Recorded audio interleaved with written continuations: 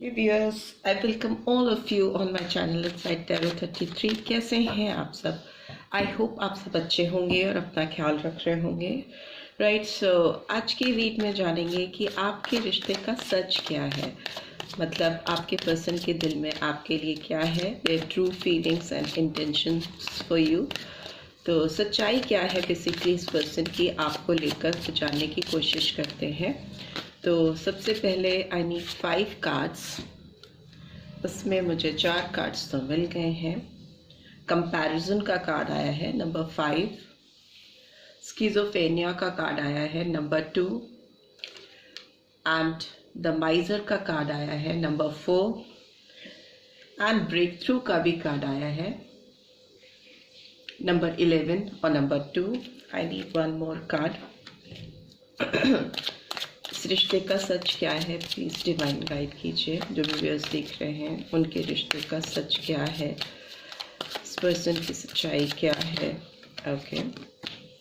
Okay, celebration number 3। ठीक है, तो जो नंबर मुझे दिखाई दे रहे हैं वो number 2, number 3, number 4, 5 and number 11 और 2 फिर से। And bottom of the deck is guilt number 8। ठीक है, तो आपके पर्सन या आपके जो के लिए जो मंथ सिग्निफिकेंट हो सकते हैं वो है फरवरी, मार्च, अप्रैल, मई एंड अगस्त, नवंबर।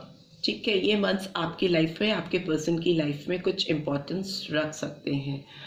कार्ड्स तो अपने आप में बहुत कुछ कह रहे हैं इस पर्सन के इंटेंशंस या सच्चाई को लेकर।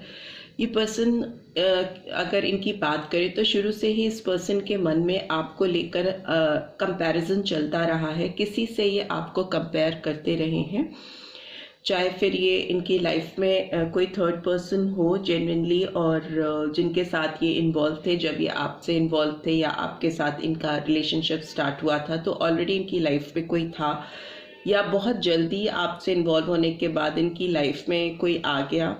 मे बी किसी से इनकी शादी हो गई या ऑलरेडी मैरिड थे ये पहले ही से जब आपसे ये मिले, क्योंकि ये कंटिन्यूसली इनके दिमाग में एक कंपैरिजन आपको लेकर चला है, तुलना करना आपकी किसी से, और उससे ये पर्सन हमेशा डुअल कंक्लूजन पे निकलते थे या निकलते रही हैं या निकलते रहे हैं, क्योंकि ये कोई डिसीजन आपको नहीं दे पाते थे। अभी भी इस पर्सन के दिमाग में एक कॉन्फ्लिक्ट चलता रहता है आपको लेकर और उस पर्सन को लेकर, जिस भी पर्सन के बारे में ये कंटिन्यूसली सोचते रहते हैं, जिसकी वजह से आउटकम ये नहीं दे पाते हैं। एक होल्डिंग पोजीशन पे हो जाना, किसी एक का फेवर करके आगे नहीं बढ़ पाना, रिश्ते में एक ब्रेक थ्रू पॉइंट नहीं लेके आ पाना। बट आने वाले सिचुएशन में मुझे लग रहा है कि इस पर्सन को अपनी ज़िंदगी में वो झटका लगने वाला है या लग चुका है, जिसकी वजह से इनको किसी भी सम सिचुएशन 3 लोगों की एक जो तिकड़ी होती है, एक जो ट्रायंगल बनता है, उस ट्रायंगल में फंस कर ये पर्सन अपनी लाइफ में बहुत ज़्यादा ट्रबल क्रिएट करने वाले हैं या कर चुके हैं। क्योंकि गिल्ट का कार्ड ओवरऑल एनर्जी में निकल के आया है, जो कि दिखाता है पछतावा होना। किसी को अगर आप बीच में अटका कर रखते हो या किसी के साथ किसी की तुलना करके, आप अपने एंड से तो आपने अपने दोनों हाथ में लड्डू रखे हुए हैं ना, तो आप अगर इस हाथ को भी लेते हो तो भी आपका फ़ायदा है, आप दूसरे हाथ को लेते हो तो भी आपका फ़ायदा है। लेफ्ट एंड राइट दोनों हाथ में लड्डू होना, इस तरह की सिचुएशन इस पर्सन की मुझे दिखाई दे रही है इस रिलेशन में। अगर सच्चाई की बात को लेके चले तो ये पर्सन कोई भी फैसला देने में काफ़ी कंजूसी करते रहे हैं, क्योंकि ये दोनों साइड के बेनिफिट्स को लेते रहे हैं, दोनों तरफ के फ़ायदे उठाते रहे हैं और इन्जॉय करते रहे एक थ्रीसम सिचुएशन में किसी का इन्जॉय करना। बट अभी इसको इनकी जो हालत है उसकी जो आउटकम है वो अच्छी नहीं है, क्योंकि जब भी आप तिकड़ी पे चलते हो तो एक अंदर का गिल्ट कभी ना कभी आपको बीच में फंसा देता है। एक ट्रबलसम सिचुएशन आ जाती है। तो डिवाइन इंटरवेंशन मुझे लगती है डिवाइन इंटरवीन कर रहे हैं इस रिलेशनशिप में, क्योंकि इस पर्सन को कहीं से बहुत जोर का झटका लगा है और वो झटका इनको थर्ड पार्टी से आता हुआ मुझे दिखाई दे रहा है, जिनके साथ ये अर्लियर बहुत इंजॉय करते रहे हैं और उससे इस पर्सन को काफ़ी पछतावा है, गिल्ट है। लेट्स सी कार्ड्स को एक्सप्लेन भी करते हैं। ये कंपैरिजन का कार्ड क्यों आया है? ये 5 ऑफ वॉन्ड्स की एनर्जी निकल के आई है। सो एरीज, लियो, सैजिटेरियस, मई मंथ। ये स्किज़ोफ्रेनिया का कार्ड क्यों आया है? प्लीज डिवाइन गाइड कीजिए, स्किज़ोफ्रेनिया का कार्ड क्यों आया है? Okay, 9 of pentacles, taurus, Virgo, Capricorn. माइजर का कार्ड क्यों आया है? ओके, टेम्परेंस का कार्ड आया है। सैजिटेरियस साइन बहुत प्रोमिनेंटली निकल के आया है। धनु राशि और 5 नंबर फिर से आया है, रिपीट हुआ है। 9 नंबर रिपीट हुआ है। तो मई मंथ और सितंबर मंथ इम्पॉर्टेंट हो सकता है। ब्रेक थ्रू का कार्ड क्यों आया है? ओके, व्हील ऑफ फॉर्च्यून, सारे ही साइन आ जाते हैं इसमें। एंड सेलिब्रेशन का कार्ड क्यों आया है? प्लीज डिवाइन गाइड कीजिए, सेलिब्रेशन का कार्ड क्यों आया है? Okay, again 7 of souls. And इस रिलेशनशिप में चैलेंज क्या है? इस रिलेशनशिप का चैलेंज क्या है इस समय, इस वक्त, राइट नाउ? ओके, लवर्स का कार्ड आया है, चैलेंज की situation. And bottom of the deck is 7 of wands. तो मे भी हो सकता है बहुत सारे व्यूअर्स के लिए जुलाई मंथ भी इम्पॉर्टेंट हो, बिकॉज 7 नंबर्स आए हैं दो बार। Aries, Leo, Sagittarius, Gemini, Libra, Aquarius and Gemini sign भी मिथुन राशि और धनु राशि बहुत प्रोमिनेंटली निकल के आई है। तो ये आपके लिए, आपके पर्सन के लिए इम्पॉर्टेंट हो सकती है। इस पर्सन की बात करें तो इनके दिमाग में डेफिनेटली आपको लेकर एक कॉन्फ्लिक्ट हमेशा रहा है। कभी भी ये स्टेबिलिटी के साथ आपको कोई कमिटमेंट नहीं दे पाए हैं। हमेशा एक द्वंद्व चलता रहा है, इनके दिमाग में एक युद्ध चलता रहा है। किसी से डेफिनेटली ये पर्सन आपको कंपेयर करते हैं, चाहे वो हालात हो, सिचुएशन हो, या इनके अपने खुद के करियर ऑप्शंस भी हो सकते हैं कि शायद इन्होंने फाइनेंस को, अपनी इंडिपेंडेंस को, अपनी सक्सेस को आपके ऊपर हमेशा रखा है। बिकॉज ये ड्युअलिटी को रिवील कर रहा है। तो मतलब ड्युअलिटी रिवील करती है कि ड्युअल माइंड प्रोसेस को लेके चलना किसी भी रिलेशनशिप में। सो उसमें इनका जो एम्फसाइजेशन है, इनका जो फोकस है, वो हो सकता है पेंटिकल्स की एनर्जी पे ज़्यादा है। तो पैसा कमाना, अपने आप को फाइनेंशियली स्टेबल करना, ज़्यादा उसको प्रायोरिटी देना, और आपके कंपैरिजन में उन चीज़ों को, लग्जरियस आइटम्स को या सक्सेस को या फिनेंशियल गेन को ज़्यादा वैल्यू करना।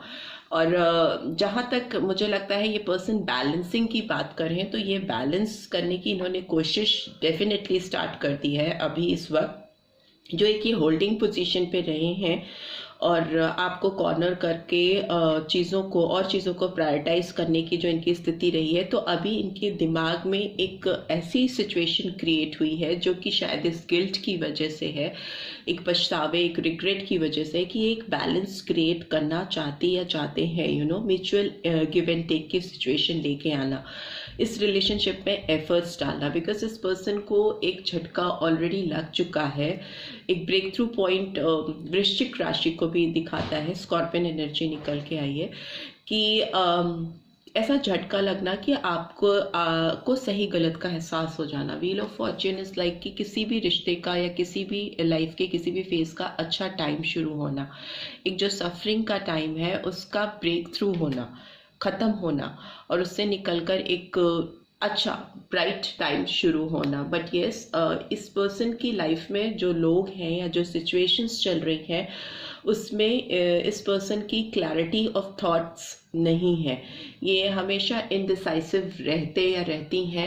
ये हमेशा 3 चीज़ों को लेकर चलने वाली सिचुएशन में अभी भी हैं, क्योंकि ये दूसरों से अपनी खुशियों को इनकी खुशियाँ दूसरों के ऊपर बहुत ज़्यादा डिपेंडेंट रहती हैं। ये लोगों की बहुत सुनते हैं या सुनती हैं, और इसी वजह से ये अपनी लाइफ पे खुद से थर्ड पार्टी को या थ्रीसम सिचुएशन को इनवाइट करते या करती रहती हैं। इनकी खुद का कॉन्फिडेंस लेवल मुझे थोड़ा हिला हुआ दिखता है, बिकॉज जब इनके अपने खुद की लाइफ के डिसीजंस की बात होती है तब भी इनके लिए दूसरों की ओपिनियन बहुत मैटर करती है, बहुत ज़्यादा ये लोगों से बातचीत करते हैं और तभी कोई फैसला करते हैं। इनके खुद के सोल डिसीजंस मुझे नहीं दिखाई दे रहे और फ्यूचर में भी मुझे ये पर्सन काफ़ी परेशान दिखाई दे रहे हैं।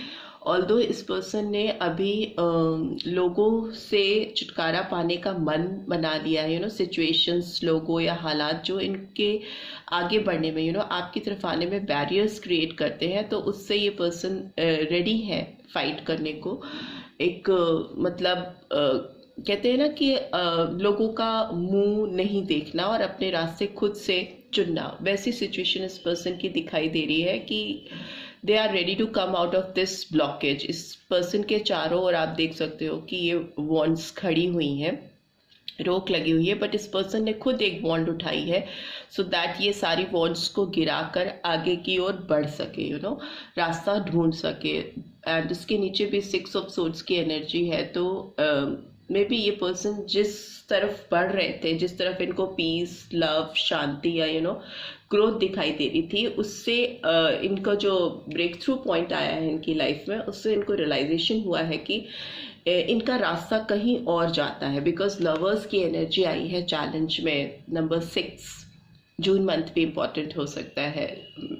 ये पर्सन अपने दिल में जो आपके लिए एक स्ट्रॉन्ग फीलिंग्स को सप्रेस करके आपको हमेशा एक कंपैरेटिव पोजीशन पे रखते थे, उसको ये ओवरकम करते हुए दिखाई दे रहे हैं। इनको रियलाइजेशन हो रहा है कि आपके साथ जो पार्टनरशिप है, आपके साथ जो बॉन्ड है, वो इनको चाहिए और वो ही इनके व्हील ऑफ फॉर्च्यून्स को अलाइन करेगा मतलब वर्क करेगा। इनको कहीं ना कहीं अपनी किस्मत में जो इनकी ग्रोथ है, जो ग्रोथ ये चाहते हैं, चाहे वो पेंटिकल से रिलेटेड हो, चाहे इनके दिल में एक प्यार से सेटिस्फैक्शन होना। बिकॉज लवर्स का कार्ड दिखाता है कि अपने अंदर की फीलिंग्स को किसी के लिए सप्रेस नहीं कर पाना, बहुत स्ट्रॉन्ग फीलिंग्स का होना किसी के लिए और उसकी तरफ आगे बढ़ने की कोशिश करना। ओके, सो लेट्स सी इस पर्सन के नेक्स्ट एक्शन क्या है रिवर्स को लेके।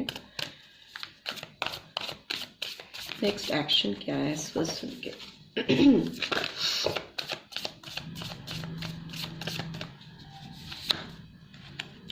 5 of air, 2 of fire, Gemini, Libra, Aquarius, Aries, Leo, Sagittarius. I need one more card. 6 of fire, Aries, Leo, Sagittarius, and bottom of the deck is 9 of air. So again Gemini, Libra, Aquarius.